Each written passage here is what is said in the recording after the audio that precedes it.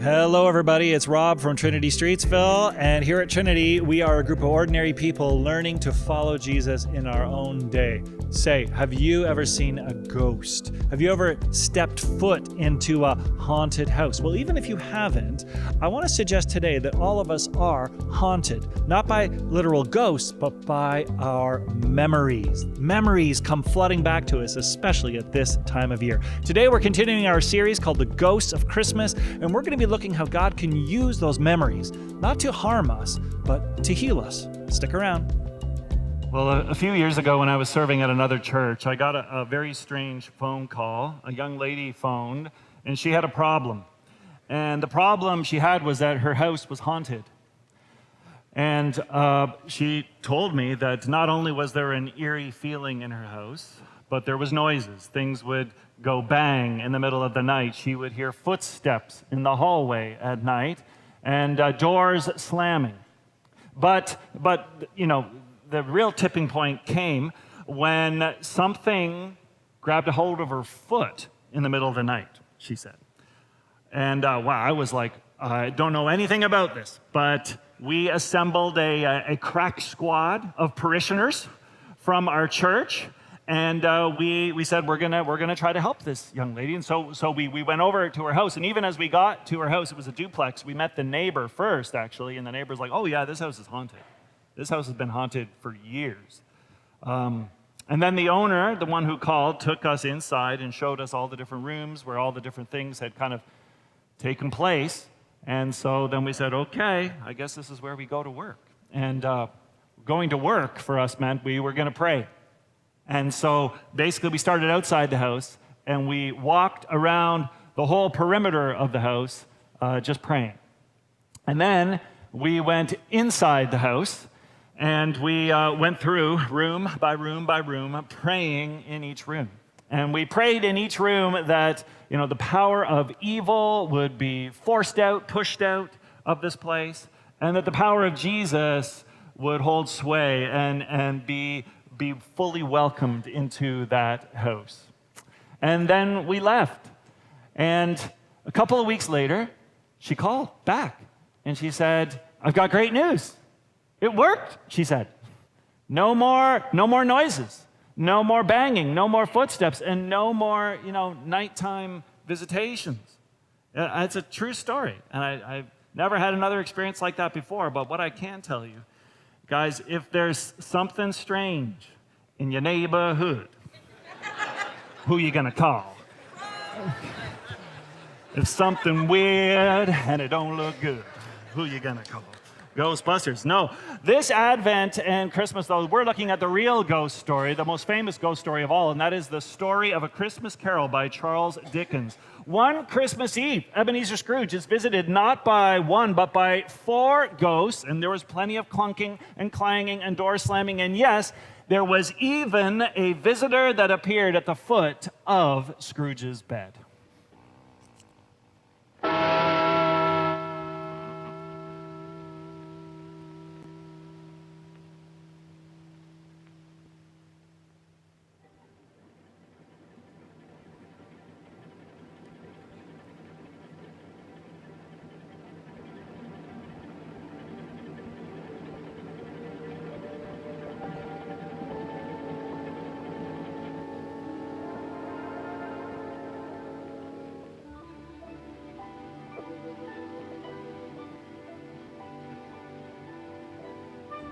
Are you the spirit whose coming was foretold to me?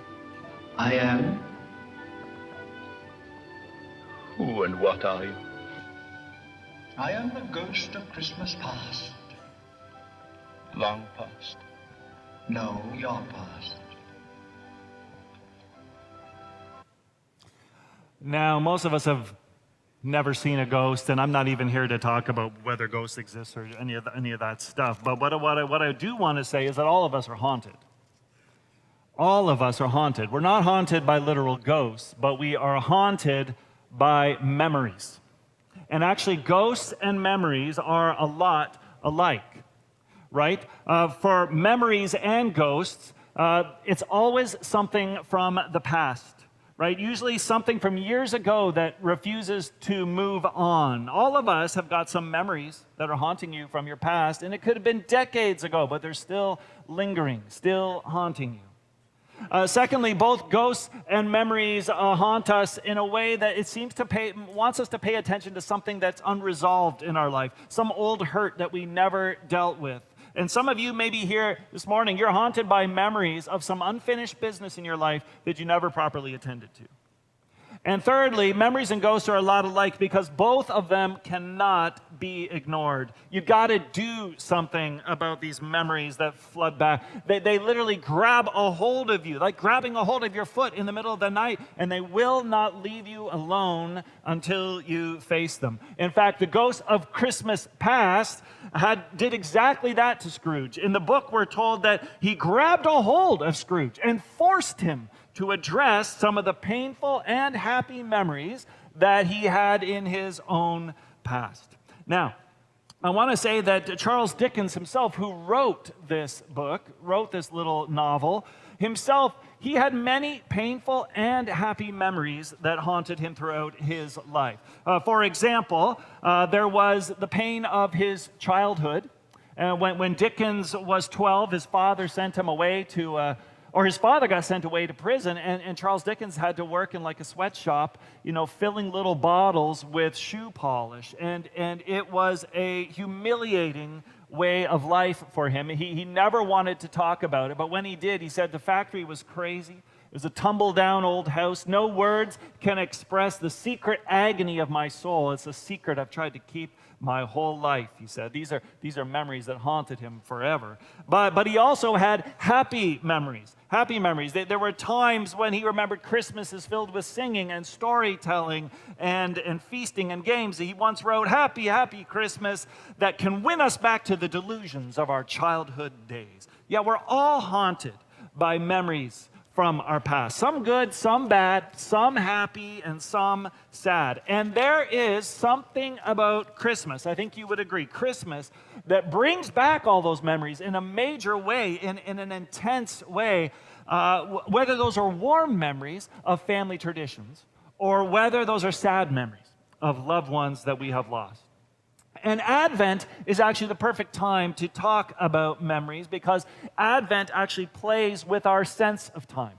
In Advent, we stand here in the present and we look to the past and remember this great event that happened with Jesus Christ being born, but we also look to the future in the hopes that his kingdom will fully come one day, and yet in the present, we're called, as the hymn says, to allow Christ to be born in us today. Advent is all about the past and the present and the future all coming together. This is the perfect time for us to deal with things like memories. In fact, the ghost of Christmas past himself is like a fusion of past, present, and future. We're told that he's a strange-looking figure. He's like a child. Okay, so he's young. No, he's actually not young. He's more like an old man.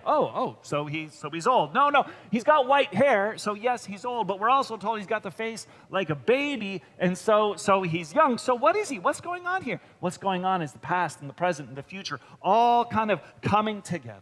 And this Advent, we're going to look at the present and we're going to look at the future. But today, we've got to talk about those ghosts, those memories that haunt us from the past. You probably got some notes on your way in here. I invite you to follow along and see how much we can learn as we look back at the memories that haunt us. And the first memories we need to look at are what I want to call hurtful memories. Hurtful memories. Unfortunately, for too many of us here, we know what it is like to be haunted by hurtful memories. Scrooge knew it too. When the ghost of Christmas past started showing him some of his hurtful memories, he says, why do you delight in torturing me? And there are some memories we carry around with us that are torturous to revisit over and over again. Like, for example, one type of memory that hurts us over and over again are those memories that we have of abandonment. Nothing hurts more than being left out, left behind, and excluded. And actually, Scrooge knew this painful memory all too well. There's my old school.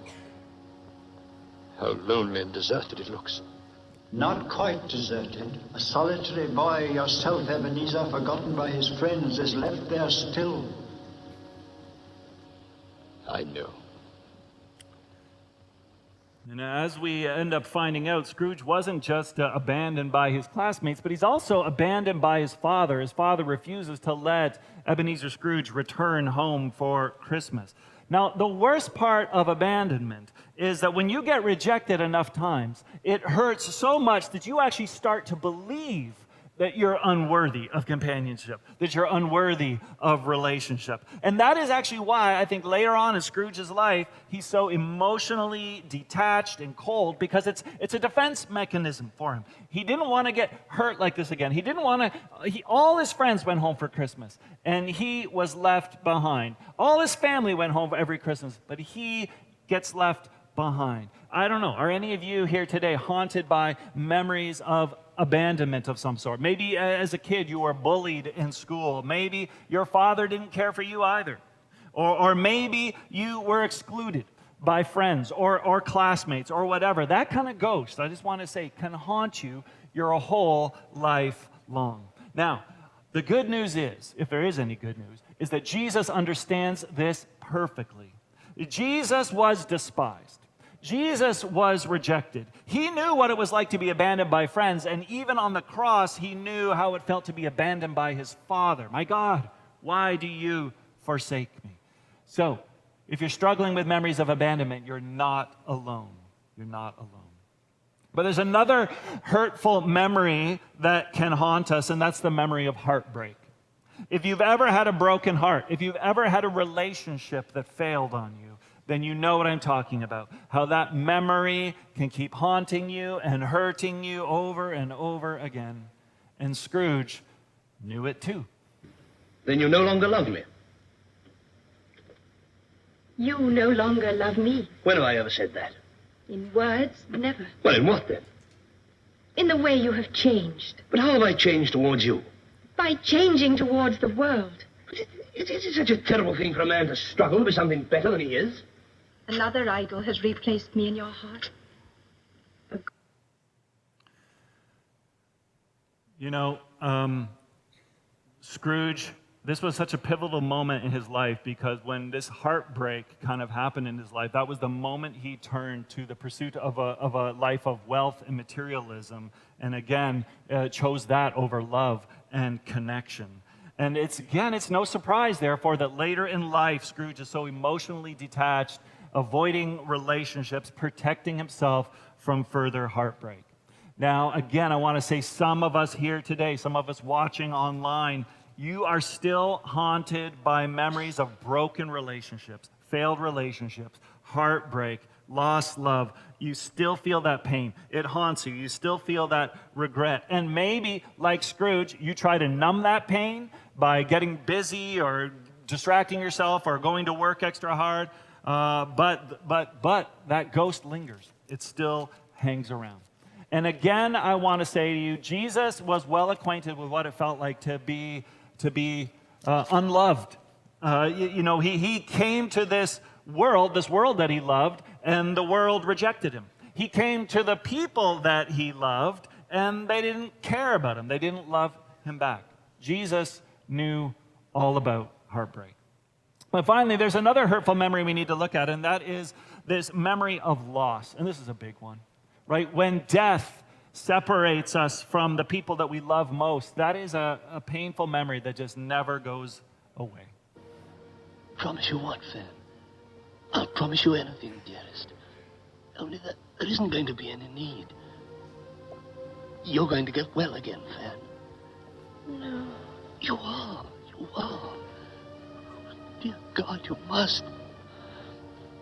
Fan, you can't die. Fan, you mustn't die. You're going to get well again, Fan. Fan, you're going to get well again. Scrooge's sister was one of the few people who actually loved him in life. And so her death left this huge hole, this huge grief. It made him resentful. It made him resentful toward her son, his nephew. And that, all of this just only adds to his sense of emotional detachment. And I just want to say that if you have lost someone that you loved, you will know that Christmas brings back these memories like 100-fold. Even if it's been years, even if it's been decades, since that person passed away. It hurts more at this time of year, I think, than other times. And of course, that is normal, absolutely normal. But sometimes our grief can lead us to resentment or bitterness or detachment. And again, it is helpful for us to know that Jesus too knew the pain of loss. Even though he was the Son of God, he wept at the grave of his dead friend. Hurtful memories, like ghosts, they come to us unbidden, and there is nothing that we can do to stop them. But what we can do is we can invite God into those memories. We can remind ourselves that Jesus understands those memories.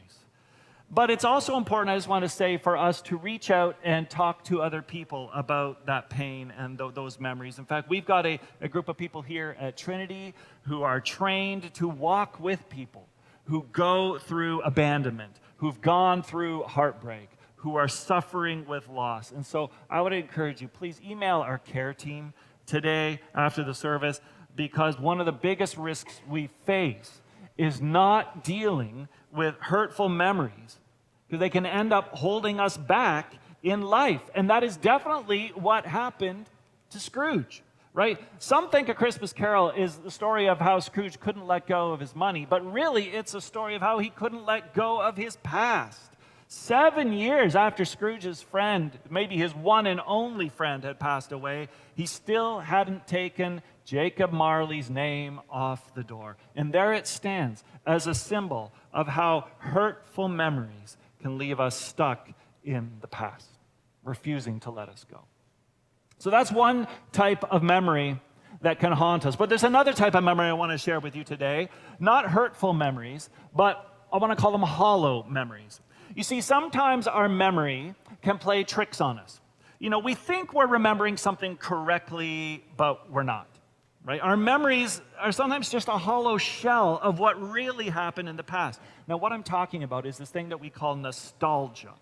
And nostalgia kicks into really high gear around Christmas time when we hear the carols, when we smell the cookies, when we see the Christmas lights. Oh, we're transported back into our memories of past Christmases. In fact, when Scrooge is shown his very first memory by the ghost of Christmas past, he was conscious of 1,000 odors floating in the air, each connected with 1,000 thoughts and hopes and joys of cares long, long forgotten. Right? That's nostalgia. But here's the thing, nostalgia often lies to us. In fact, the word nostalgia comes from two words, nostos, which means homecoming, and algos, which means pain. Pain. Why pain? Because the memories aren't real. We're haunted by these idealized and sanitized memories. All the negative stuff of the past has been filtered out, and these hollow memories, they seduce us into this romanticized idea of how things used to be, but things never actually used to be that way. It's just what our mind is kind of telling us. And so now we're aching and we're longing for this world which we think we know, but it's actually a world that we never ever did know. Even when the ghost of Christmas past comes in and takes Scrooge on his journey, we're not quite sure whether what Scrooge is seeing is actually completely accurate or not. Look at this picture. It's beautiful. Snow-topped houses, boys riding around on ponies. It's the perfect picture postcard Christmas scene. But the ghost of Christmas past says, these are but shadows of the past. Which means maybe these memories aren't actually located fully in reality. And maybe they're not telling the full story. Because our memory is sometimes quite selective, isn't it? The ghost of Christmas past, selects certain moments out of Scrooge's past, but not other parts. Why not? Those other parts could be important. They might provide context for what's going on. Our memory is always selective in what it remembers. And our memory is also quite limited in what it remembers. There are some things that you will remember vividly and you'll remember them your whole life. And there's other things that will fade away and you will forget. But just because we forgot them doesn't mean that they also weren't important in our life.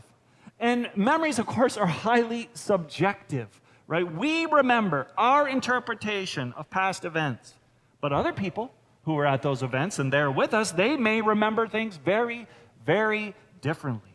The Israelites, they were haunted by nostalgia after they escaped Egypt. Now remember, in Egypt, they suffered harsh labor and oppression, and they cried out to God to rescue them, and God did rescue them. Moses came and led them to freedom, but then nostalgia kicked in. Oh, wait. Actually, let's go back to Egypt. It wasn't that bad, right? Was it that bad? No, it was actually pretty good. Remember, we actually had lots of food we could eat there. There was fires and lots of meat and all this good stuff to eat. No, they're being haunted by a hollow memory. Egypt was not a place of comfort. It was not a place of abundance. They're remembering wrong. And I just want you to think about how we remember wrong at Christmas all the time. Think about what you remember of the Christmas story. Angels, a star, shepherds, wise men in the manger. And yet this morning, we just read the Christmas story. Ali just read it to us. And you know what the story told us? It told us that Mary got pregnant by the Holy Spirit. Joseph planned to divorce her. An angel intervened, and Jesus was born. There was no star. There was no shepherds. And no wise men yet, right? The Christmas story tricks us, and the way it tricks us is that we end up blending together all the different stories, Matthew's story mixed with Luke's story, in a way that we think it should go. And we filter out, actually, the other things that we don't include in the Christmas story. Like, for example, Jesus' birth, it was marked by these signs and wonders, but also misunderstanding and jealousy and terror. Joseph almost divorced Mary. Herod slaughtered children in Bethlehem. Mary, Joseph, and Jesus had to flee to Egypt as refugees. Even the angels, they weren't cute little cherubs with big plump cheeks. We're told that these were like warrior angels that were announcing the arrival of God's king. See, the version that we put on the Christmas cards is the sanitized one, right? It's the no hard travel, no fear, no violence.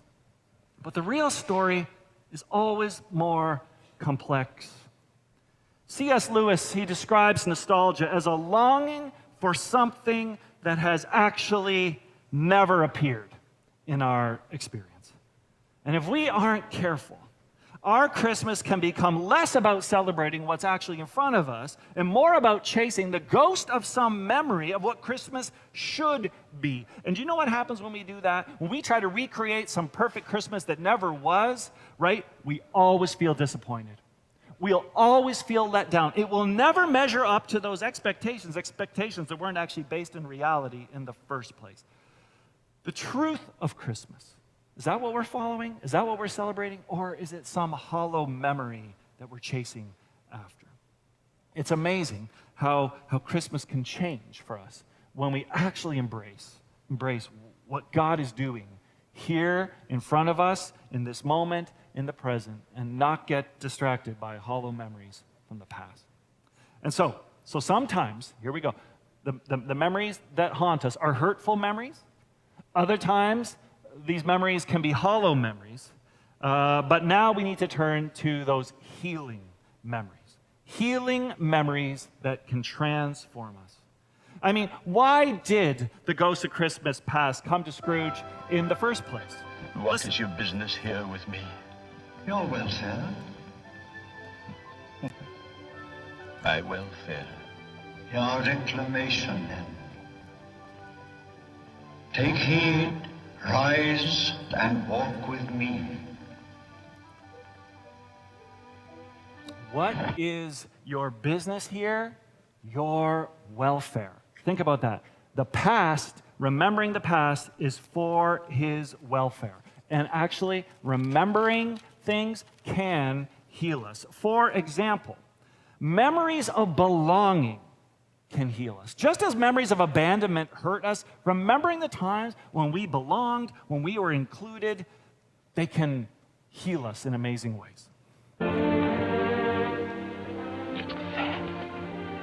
Oh, dear brother, I have come to bring you home. Home, home, home. Yes, home for good, Lord. Home for ever and ever. Father is so much kinder than he used to be that home is like heaven. When Fan, Scrooge's sister, unexpectedly arrives in this scene, you can see there's a breakthrough that kind of happens in him. Her love breaks through his isolation, it ends up stirring up in him this new desire for a relationship. It reminds him of what it felt like to be wanted, of what it felt like to belong, right? I love her words. Dear, dear brother, I've come to bring you home, home, home. We all long for that place called home, that place of belonging. And Jesus offers us real belonging by bringing us into the family of God. The psalmist puts it this way: God sets the lonely in families. And at Christmas, Jesus entered into this world. Why? To bring us home to God. His birth is actually the ultimate sign that we're not forgotten and that we're not abandoned, but that we're deeply loved and we're invited into God's family. Just as Sadie was welcomed into God's family this morning, Christmas reminds us God has a seat at the table waiting for us. Fan arrives to bring Scrooge home and to heal his loneliness. Jesus arrived to really bring us home and heal our loneliness too. Okay? But the Ghost of Christmas Past isn't done there yet. No, he also wants to show Scrooge another memory that can really heal him, and that is a memory of love. Because just as memories of heartbreak hurt us, memories of love can heal us. And it makes no difference that I'm poor. I love you because you're poor, not proud and foolish. Will you always feel like that? As long as I live, longer, forever and ever. Then I accept your ring. Alice. Ebenezer. God bless you, Alice. Woo! All right, even though this is a tough scene for Scrooge to rewatch, it reminds him of a time in his life when he was actually capable of deep love and vulnerability. He wasn't always the way he is. He has the capacity to love people and to be loved. And if he had it then he can rediscover it now. Memories of love remind us of what's possible, inspiring us to open up our hearts again. And if that's true, then you know what? There is hope for all of us because Jesus loves us. Jesus loved us first, and his love, therefore, unlocks our ability to love others. And again, that is what Christmas is all about. Jesus came into the world to meet us right where we are, to show us that we're loved by God, and then to inspire us to love others. You know, Scrooge's memory of love, it stirs up in him his own heart to love. And the Christmas story is meant to do the same thing. God's love for us at Christmas stirs us up to love others again. And thirdly and finally, one other healing memory that really rescued Scrooge. Scrooge was so hurt by, of course, the memory of his sister's death. It was a deep, deep wound for him. But a memory of joy can lift your spirits and turn everything around. This is a picture of Scrooge being reminded of a Christmas party he once attended. You recall this, no doubt. Recall it? Why, bless my soul, it's old Fezziwig's.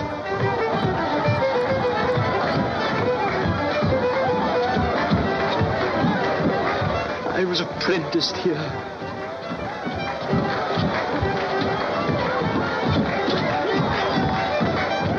Look, there's old Fezziwig and Mrs. Fezziwig, top couple.